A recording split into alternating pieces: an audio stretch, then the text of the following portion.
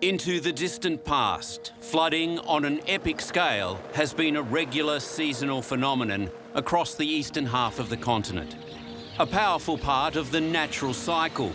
But these life-giving waters can also carry death and destruction.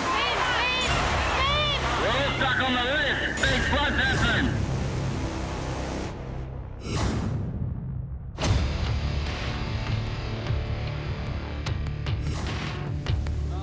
Over the next hour, destruction in the face of nature's fury. How do we survive, Mum? We witness human tragedy and despair. The foolhardy. The never say die attitude. Mother Nature controls us all, doesn't she? The true heroes in action. Go get the bag up for me. Go, Don. And despite the horrors, we see the incredible life-giving power of Australia's great floods. On Savage Australia, Flood. Since European settlement over 200 years ago, Australian towns have been built on floodplains despite dire warnings from local Aborigines. Since 1900, 1,859 people have died in floods in Australia. That's more than earthquakes. That's more than bushfires. Ignoring the dangers, in 1852, the town of Gundagai was rebuilt on a new site after floodwaters wiped out 71 buildings. 89 of the town's 250 inhabitants died. More people would have perished were it not for the heroism of local Aborigine Yari of the Wiradjuri people and his mate Jackie Jack, who saved more than 60 people using a simple bark canoe.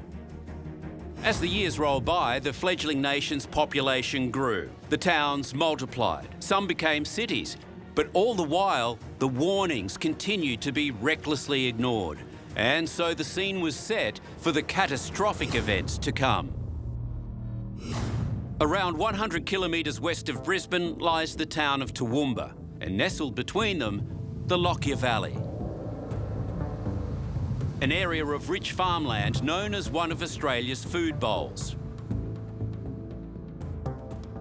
It was early 2011, and the area had been experiencing heavy rain and flooding for months. On the evening of the 9th of January, in the town of Grantham, it was a busy night for emergency services. A boatload of adults and children were rescued from their homes, cut off by water. Everyone's happy. Yeah, smiles all around. Locals rallied together to help a woman who ignored road closed signs and drove into floodwaters. She just kept going. Could you believe it? I couldn't. I'm yelling out, stop. Come on, stop. Don't do that. Are you kidding me? This is Link Gibson, wife of firefighter Danny Maguire. Less than 24 hours later, she and two of her children would drown. It's 1:30 p.m. on the following day. This is the moment a local flood began turning into one of the most notorious tragedies in Australia's history. Oh, that is horrible. That morning, two intense rain events had converged over the catchment area and it spelt disaster. The lay of the land around Toowoomba and the surrounding area made it especially vulnerable. Situated on a steep incline, when the rocky creek burst, water filtered down quickly. Because rains had already saturated the ground, there was nothing left to absorb the sudden downpour. It went from almost no flooding to 10 metres underwater in less than half an hour. The populations live quite a distance from the Great Dividing Range, and yet the rainfall in those areas, in those catchments, is very, very significant, and it happens very, very quickly. And this often catches townships that are in the lower lying regions of those floodplains unaware. In a flash, this quiet Toowoomba Creek was turned into a raging inland tsunami. That's coming fast. There's another one. What followed was 3 hours of hell. It was described as a wall of water, 8 metres high, tearing through the city centre. Cars were picked up and tossed around like toys. Oh. Just about anything not fixed to the ground was washed away. Look at that, that's insane. The sheer force of the torrent was mind-blowing. It's crazy, isn't it?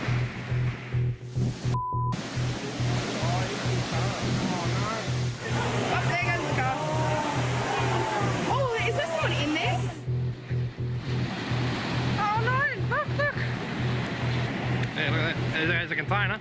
There goes the container. That's going to cause a bit of damage when I hit something. That is heavy. Don't, oh mate, don't, just let it go. That is unbelievable. Oh, lucky.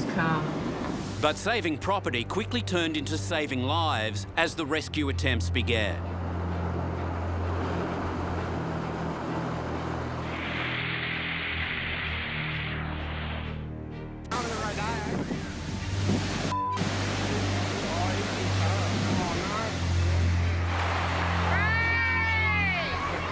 A teenage girl stands on the roof of a car.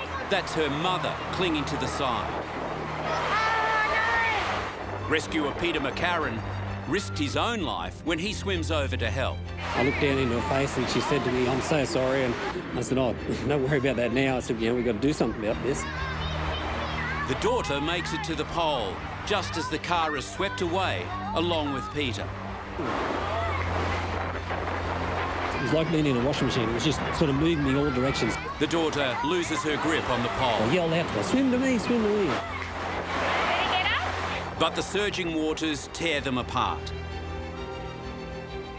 Moments later, her mother loses her battle to hold on and is also swept downstream.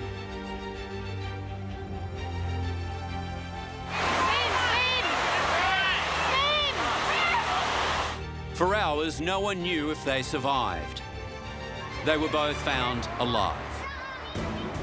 The situation gets even more dangerous when a van emerges from a garage. The van becomes a floating missile. Further down the same street, it hurtles towards a man clinging to a tree. They're going to get that little bastard off that tree. It's going to hit him. It's going to hit him. It did hit. No. He's still there. But amazingly, the man clung on and was eventually rescued.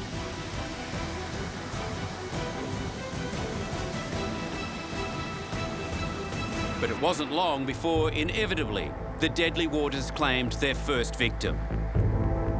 Donna Rice had just picked up her son Jordan's school uniform to start grade 8. He and his little brother, Blake, were in the car while they were driving to the bank. I mean, we were only any normal family going about our business here that day. The second it started, I thought, me, you know, Donna, driving on this, I hope she pulls up somewhere. But it wasn't to be. They were stranded at an intersection when the wall of water hit. Warren McElwain was part of the passerby rescue attempt. I was across the road and I saw a lady on the phone till the time the car went was probably 5 minutes. Not even that. On the phone to police, Donna was struggling to get help. Yeah, I'm stuck. The water's just ready to come up the door. Why did you drive through it? You're stuck. I'm stuck there. Yeah, why did you drive through Floodwaters? Because the fucking time when they're coming across. And you're saying in this place, 1 second, all the water come up. I will run this fast man. 13-year-old Jordan Rice makes a final, desperate call 9 minutes after the one his mum made.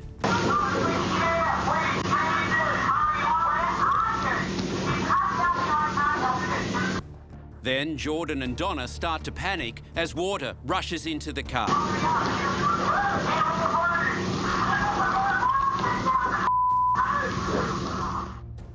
Another passerby joined Warren in the rescue. I sort of called out for some ropes and a guy gave me some ropes and I tied them together and just headed out towards this car, but the water just kept coming up and by the time I got near the car, it just swept me off my feet. Jordan, who couldn't swim, wanted them to save his younger brother first. Mum put the boy on his back and he brought him across the rope to me and by that time I grabbed the boy and the water just kept coming up and I got to the side of the post and was just virtually trapped by the current. Blake survived, but it was too late to save his brother. The tour guide made it back to the car and he looked at me and just shook his head because we just knew there was just too much water and there was just no time. He was just pleading with me, just please save my mum, just please save my mum. But the car was taken by the water, hit a culvert and flipped. I just kept telling the boy it was going to be all right, and it just wasn't.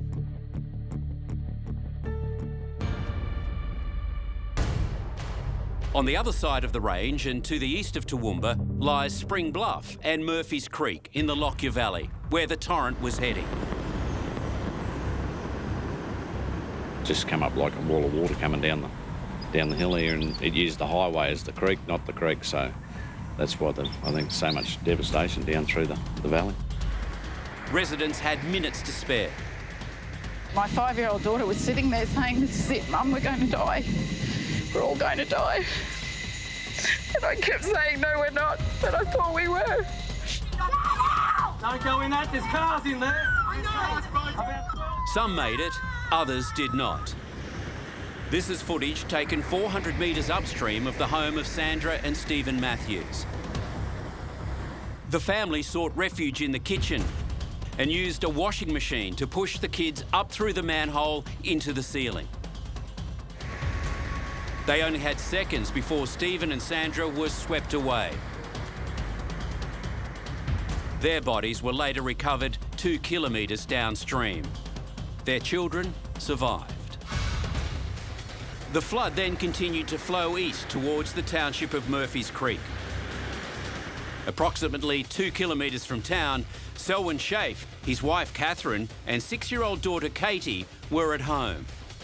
By about 2 p.m, Murphy's Creek was flowing into their home.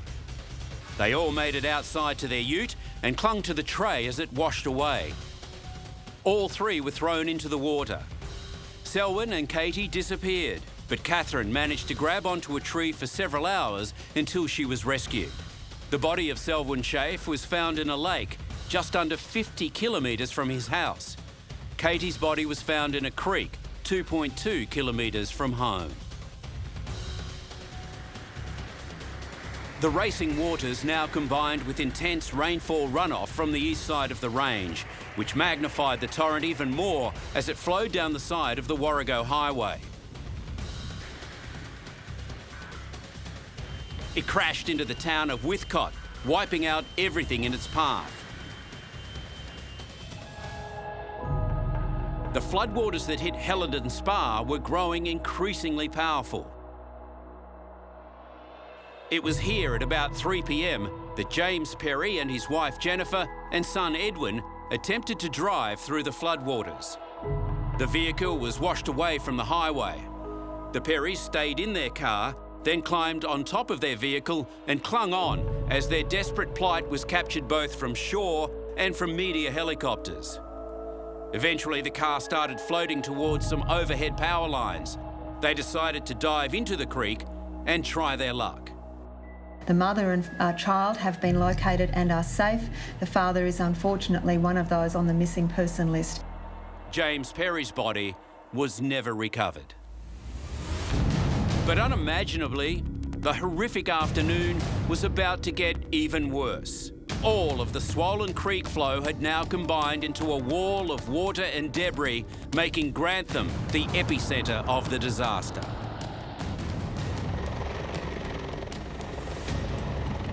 We're all stuck on the roof. Big flood's happened. What's the date today? Families were desperate and rescuers were shocked at what they faced. That day when we flew into Grantham, there was just a horrendous scene in front of us. There was brown water as far as the eye could see. Buildings were getting destroyed. There was debris everywhere. There was things getting pushed along in the water like shipping containers. There was an aeroplane from the local airfield. On every rooftop that was poking out of the water, there were people just sitting there looking at us.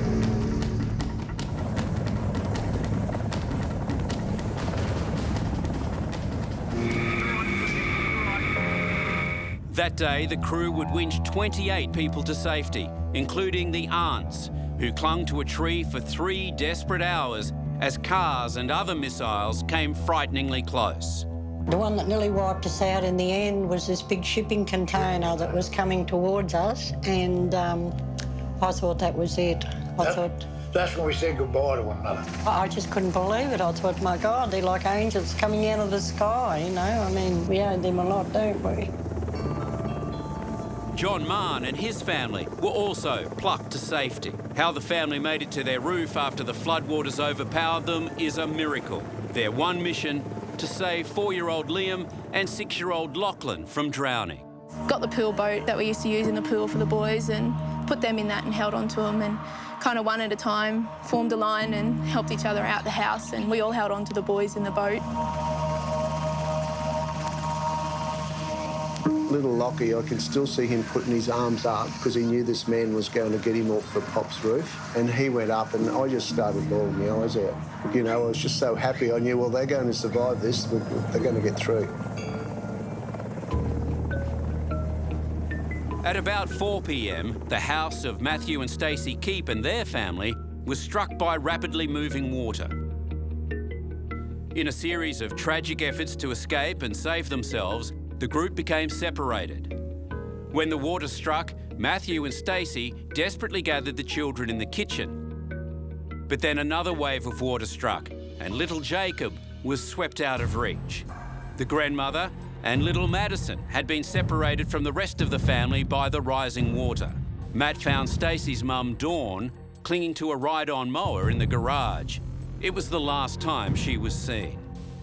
The torrent sucked Matthew out of the garage and swept him 200 metres down the road.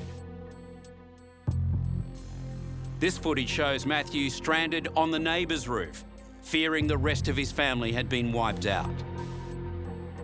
Meanwhile, Stacey was struggling to keep herself and Jessica above the water. She waited outside and held onto a downpipe for as long as she could. When eventually she let go, she was carried for more than a kilometre before the little girl was swept from her arms. Back in the house, both grandmothers were gone, but amazingly, the 2 children hung on. Jacob standing on the taps in the showers and Maddie floating on a couch wedged under the ceiling. Stacey was able to scramble to safety and spotted Matthew on the rooftop within shouting distance. Finally, Matthew was airlifted to safety and the surviving family members were reunited.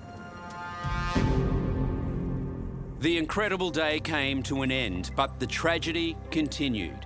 It's 7:30 the following morning, and somewhere out there, a family is clinging to the roof of their car. It's the SO Bland at the Minden Crossroads. We're just doing a swiftwater rescue. Yes. We've lost one, we've got 3. And we're stranded on the island, and I'm dialing from the local house that hasn't gone under yet. Minutes before, the swiftwater rescue team had attempted to save the Wickman family, barely visible through the driving rain. It ended in tragedy. We attempted to save a family of 4, we could only do 3. We lost the child. Well, we were meant to have backup, but we've got nothing here yet. You've got nothing there yet. All right, then. So you need swift water there to get through to you? We are swift water. But you need more swift water to get through to you? Well, we've got them on safe, but we're in the middle of an island of water. Yep. It'd be really good if we could get them off, because I've got 2 grieving parents and one... 2 adults and 1 child. 9-year-old. We lost the 4-year-old. The 4-year-old's life jacket was tied to a rescuer's, but the rope worked free and he was gone. The aftermath of this terrible event revealed the carnage and the desperation of panicked locals trying to flee. The community was simply not prepared. Most were still in their homes. Most were not aware of the flood front that was coming down the river. It speeds up to 45 kilometres an hour. A total of 47 people were rescued by boat and 43 rescued by helicopter. 2,300 houses were inundated, over 1,000 cars were swept away, and 1,100 kilometres of roads were damaged. But it was the human toll that shocked the nation. When the overall event concluded, 25 people had perished. Queensland is reeling this morning from the worst natural disaster in our history and possibly in the history of our nation. As the rainfall in southeast Queensland continued, the dam levels near Brisbane were pushed to over 140% of capacity. 1 million megalitres, or 2 Sydney harbours, flow into the Wivenhoe catchment every day. As the dams overflowed, the massive water made its way into the Brisbane River, which began to rise ominously. Residents were told to prepare for the worst. We have to be ready with a contingency plan to evacuate. This incident is not over. This is still a dangerous natural disaster. The floodwaters are moving very fast. Despite the warnings, it was almost too late. And when finally the Brisbane River peaked, all hell broke loose.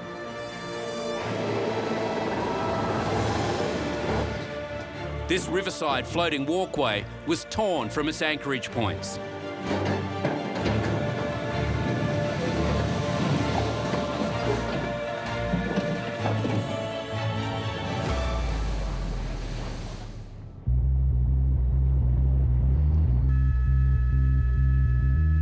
A 300-metre concrete walkway sheared away, now a missile heading for the Gateway Bridge. But charging in to save a potential disaster was a tugboat. The skipper showed exceptional skills to nudge the walkway under the bridge and down the river to safety. Nothing was safe from the surging river. The aptly named Drift restaurant gave way.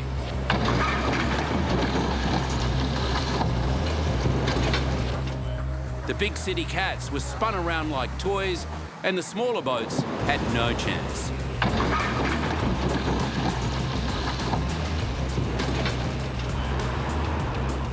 The river became a floating junkyard, but the flood soon spread into the suburbs and engulfed them, wreaking havoc and ruining lives. Underneath every one of those roofs is a family. Underneath every single one of those rooftops is a horror story.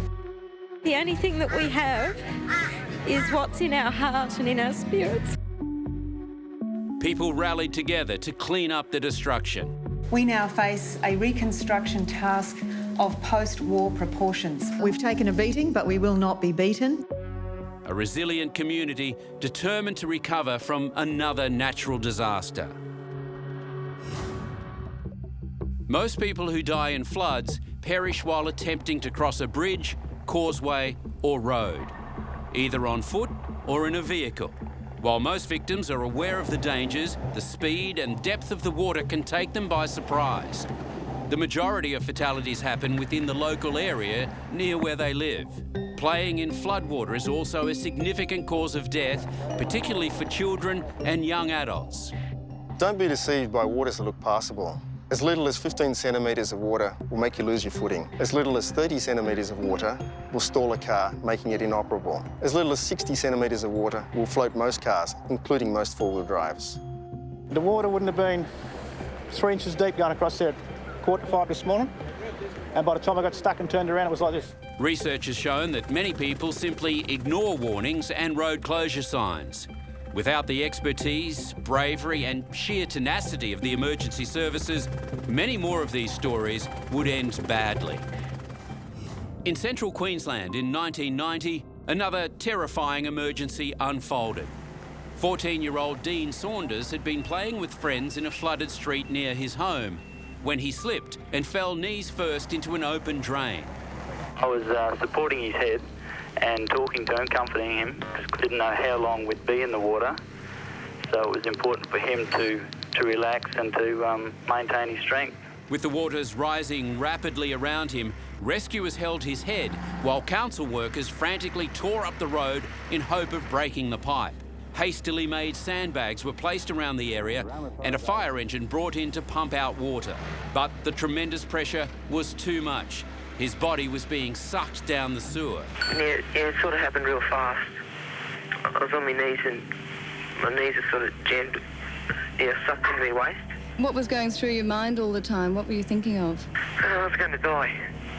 I wasn't going to get out. After an hour and a half, the pipe was finally broken and the boy freed. But you don't have to be young and foolish to get in trouble. This man managed to cling onto a tree after his car was swept away. Just hang on, mate. Come on, you can do it. Under the constant attack of spiders and ants, he held on for 2 hours until the rescuers could reach him. I was that cold and miserable. I was just trying to get the ants off me. I was biting at the back of my neck and legs and arms. And I was just hanging on for like anything. People trapped in floodwater, there's a tendency to climb. Doing this, you're joining space with every snake, every spider, every animal in the area. Stranded on the roof of his car, this guy decided to play reporter. Just become totally inundated. Then he realised he was not the only one marooned. Guys, try and get on the roof of his car if you can, please. 2 vehicles are stuck on the road west of the Gold Coast. In total, 7 people were in trouble and the water was rising. It's like a tsunami. The water came up that fast, we couldn't even get out. And then the creepy crawlies came out to play. Oh my God! So creepy. Oh, the rat's gone. In the end, the rescue crews arrived just in time. Oh, hey guys, watch out for snakes. There's been a fair few. Both cars were totally submerged, and the people were only moments from having to swim for it. But sometimes it's the survivors themselves that come up with the miracle. The car disappeared, everything disappeared from me, the kids, and all I could think about was the kids in the car. It was really heavy rain, black night. And I just remember this noise coming out of me, and it wasn't a scream, it wasn't... I just remember not even being able to do anything. They were seconds from death. Well, the call was 4 people in the water. A family was trapped in a sinking car after being hit by a wall of water. I thought my children were dead that night, and even in those first few seconds think that your mother was for sure dead. Andrea and her mum Lily were on their way home when they were hit by a flash flood, which pushed them off the road and into a swollen creek south of Brisbane. There's no reason in the world that we should be here today. In the back seat was 8-year-old Caitlin and 3-year-old sister Tara. The water was right, probably up here on me sitting in the car. It was Andrea's instinctive split-second decision to put the windows down which helped save their lives. Like, all I could see was water already at the front windscreen. Mummy was saying, get your seatbelts off, and then Grandma was saying, it's all right, it's all right. My mum can't swim, so in the first second or two, I just thought, my mum's gonna die. And then I moved from there to, okay, she's gonna die, that I've got to get the kids out. Andrea fought against the pressure of the water to force her door open, but was swept away. I remember being flipped and turned as I was going in the current, and in the next couple of seconds, the entire car went under. So my mum was in the front, and my 2 girls were in the back. In the pitch darkness, Lily, unable to swim, knew it was up to her to save the girls. I had a split second where I was still numb. You know, I've got 2 children here to get out, and I just didn't think Andrea had made it. She somehow made it out the car window, but the car sank beneath her. For some strange reason, I remember seeing people swimming on the TV, and for some strange reason, I put my hands up like that. I don't know why I did it. I don't really know if it was lifted me up or not, but for some strange reason, I thought I would maybe float up or something. I don't know. Within that split second, but this time I've swallowed all the water and everything, you know, I couldn't breathe. But I managed to get hold of a little branch. She would cling to 2 spindly branches for the next hour and 20 minutes. With her mother and grandmother fighting to stay alive in the current, Caitlin held her breath long enough to save her little sister.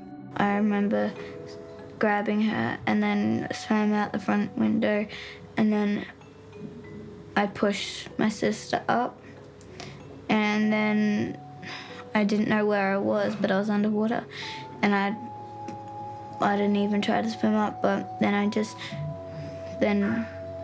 I felt someone grabbing me as Mummy. But all of a sudden, my 3-year-old popped up in front of me, face down.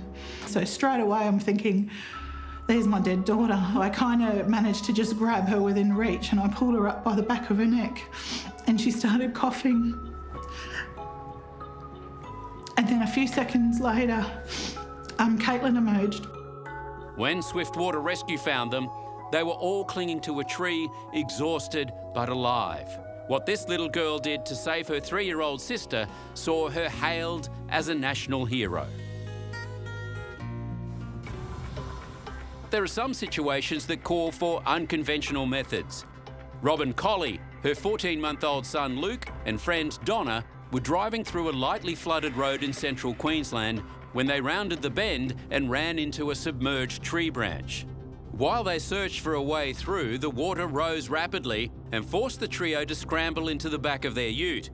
Then followed a rescue so amazing, it became an international sensation. As Robin and Donna wait helplessly below, Garth's Nadero and the RACQ rescue chopper hover above. Garth and his crew realise there is a baby down there, so they've come prepared. Garth exits the chopper and begins his descent. As he is lowered, it takes some serious manoeuvring to avoid the trees.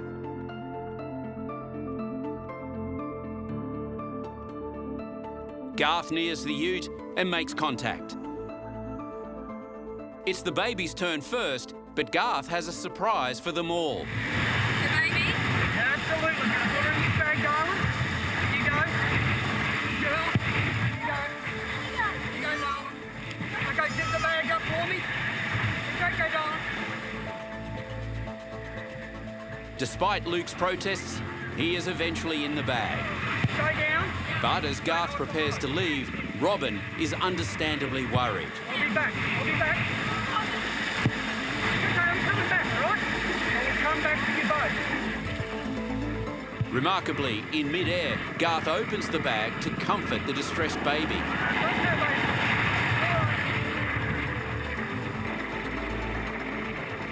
The crewman is there to receive the precious cargo.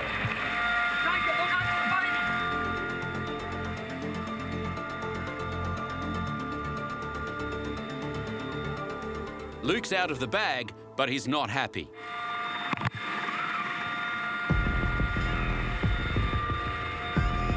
Meanwhile, Garth heads back down to make good on his promise. Donna is next to go, and she needs reassurance she's not going to fall out. Okay, who's next? You'll come with me. Take your arms down, forward, towards the right. Back to you. Lay down.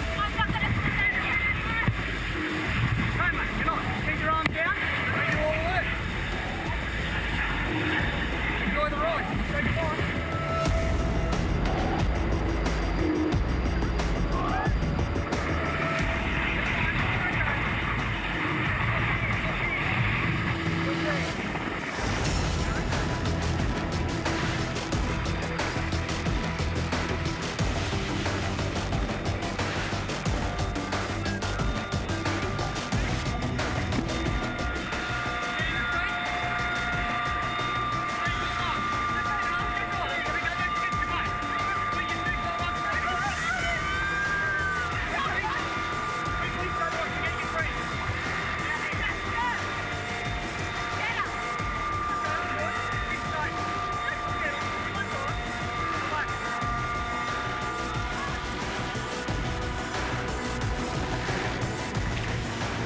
Garth is back for Robin, but he has some bad news. Get your arms down.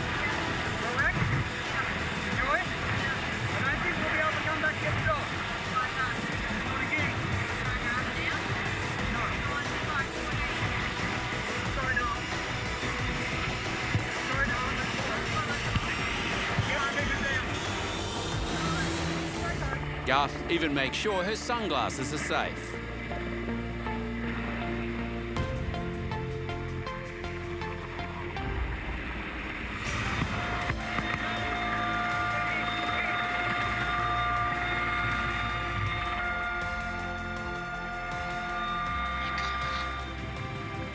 With everyone on board, Garth has to give a traumatised Donna one last hug and offer comfort all round.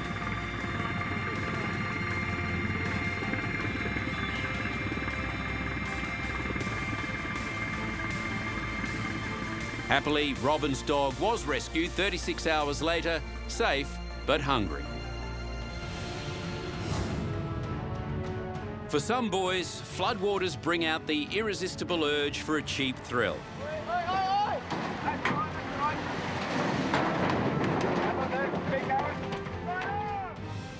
As with the bunch of teens who decided to ride an inflatable boat down a flooded creek when they ran into trouble. But the rescuer who went to save them met the same fate. One SES boat went in and it didn't go real well, it capsized, and now there's another 3 to be rescued out there. Eventually, all were safe, with the boys given a stern talking to. I'm pretty sure I've learnt my lessons. And it seems these thrill-seekers don't mellow with age. This guy survived, but he certainly didn't make it easy. He was attempting to paddleboard across this flooded river when he fell off his board and became stranded at the base of some trees. He was hanging on for 4 hours before rescuers could get to him and ferry he and his dog back to safety. I was scared, and my life jacket's only good for me, but when my dog jumped on me back as well, we got in trouble and lost the paddleboard and everything. But the perplexing thing about this guy is he was also rescued the day before, also attempting to paddleboard across the river with his dog. The police had warned him not to try it again, but he decided he knew better. Perhaps they should have told the dog. And there was no shortage of crazy behaviour to waste the time of emergency services. 10 metres above the Bremer River, this guy risked his life for a cheap thrill. I tried to stop him, but he was too far past the glass. CCTV cameras captured every moment. After he jumped, I knew he was going to die. I thought he was going to die. Onlookers watched in disbelief as he struggled against the deadly torrent. He finally finds refuge on a half-submerged concrete block before making his swim to safety. He might have escaped death, but he had no chance of escaping the police. Being an idiot, just dumb, just foolish. Any little bits of log in the water, if he hit that, it would break his neck. There must have been something in the water. The day before, on the same stretch of river, 3 teenagers tried to make the 50-kilometre journey to Brisbane on a blow-up mattress. They managed to travel 15 kilometres before being pulled out of the water by a rescue crew. This lot are oblivious to the obvious dangers as they decided to take on the flood with some inadvisable river rafting.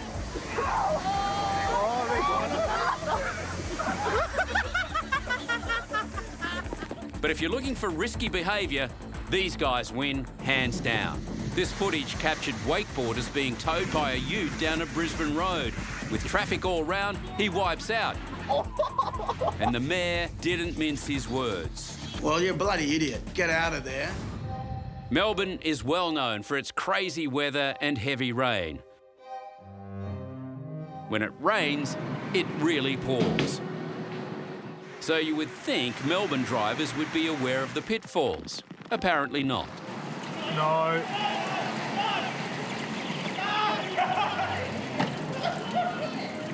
And when someone predictably drove into floodwaters under the notorious York Street Bridge, some good Samaritans were there to fish him out.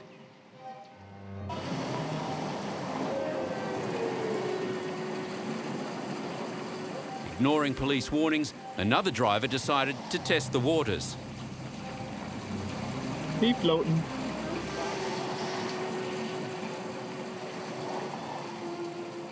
Meanwhile, local Paris Giordano and his mates were ready. Take a look at this as the roads turn to rivers in Melbourne. Well, Aussie blokes, they like to make the best of a bad situation. And it's exactly what this guy did. Put his best footy shorts on, grabbed the fishing rod and off he went. Me and my mate were having a coffee around the corner. This time of year when there's a torrential downpour, somebody usually drives in there, so we thought we'd come and have a look. The other cars come in and I was already ready with the fishing pole, just being a larrikin in front of my mates, and yeah. In 2010, a massive downpour lasting 3 days fell over the central Queensland area. The rain was generated by a monsoon trough, described as almost like a tropical cyclone over land. Over the 1st to the 3rd of March, rainfall totals of between 100 and 300 millimetres drenched the area, causing havoc. The water fed south and west into the river systems. An enormous body of water, half the size of Europe, washing down the eastern half of Australia. Transforming this into this, a vast inland sea. Not for 100 years had these huge plains of Queensland and New South Wales seen such a watery spectacle. Oh, just mad, massive. Yeah, like, it's the biggest flooding ever, since history, you know. And the very thing drought-stricken farmers had been praying for threatened to overwhelm them. Well, out. Thank you, good enough. Water's gone where it's never ever been before. So, you know, I hope they don't come any bigger than this. It quickly turned into a military-style operation as farmers everywhere struggled to save their stock from the rising tide. We won't get them all, but what we can save is better than none, isn't it? Mother Nature controls us all, doesn't she? I wouldn't have imagined how much water could come down to this country. The lands where once lay only blood-red dust were now covered by water as far as the eye could see. The caramel-coloured arteries pumping life back into the land. 150 kilometres west of Bourke lived the Fisher family. Already incredibly remote, the floods brought a new level of isolation and optimism. All our children, 10 and under, really have lived the entire drought, so they're now really seeing what this country can be like. And for me, the positives are probably that hopefully there's not as much dust in my house.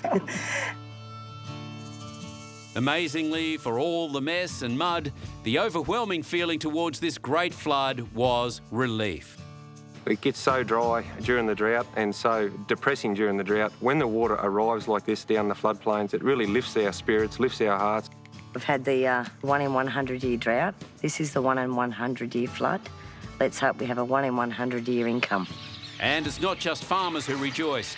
As life exploded in this vast inland sea, there were many who welcomed it, like environmental scientist Martin Tongs. It's bloody magnificent. Last time I was out here, it was bone dry. And so to see wall-to-wall water, it's just fantastic. The thing is, we've got all the river systems running at one go now, and I can't remember when that last happened. That is really special. When water breaks out of the river channel and then starts moving out across the floodplain, amazing things happen. You get things coming out of the floodplain soils that have been dry for 40, 50 odd years. You still get animals coming out of the soil. For a decade, Australians looked inland and saw only drought. The Great Flood of 2010 changed all that, with Mother Nature delivering a much-needed drink to a very thirsty land. It's uplifting. It's the best way to describe it is just it's a psychological boost, I guess you could say. It just changes your whole attitude. It's probably Australia at its best right now. Like it doesn't get much better, you know. Although they are an important part of our natural cycles, it's clear Australia has a recurring problem with floods. Between 1952 and 2017, nearly 2,000 people were killed by floods, 1,400 were injured, and the cost of damage has been estimated at over $50 billion. Absolutely no control, so you just swing with the punches, as they say. Floods can devastate local communities, but they also impact the entire economy, damage agriculture and infrastructure. Historically, towns have been built on waterways. Over time, the population increases in risk areas. The challenge with that is to develop flood planning for future events. While we are very good at dealing with emergencies, we are not so good at preventing disasters before they happen. It's very difficult to gauge the planning on a year-by-year basis. We're subject to weather, natural cycles. With rain events and storms predicted to dangerously intensify over the coming years, we had better start listening to what history is telling us. You can't defeat a flood, but you can improve the chances.